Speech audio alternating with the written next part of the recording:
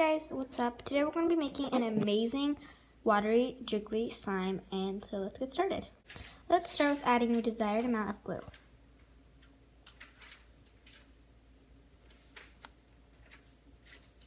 I'm just adding half a bottle, but you can add as much as you want.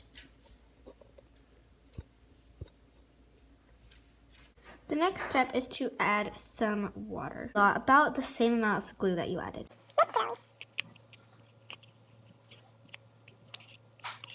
The next step is to add your activator. I'm using borax activator, which is 1 teaspoon into 1 cup of warm water. Now you don't want to add too much, just add a little bit at a time.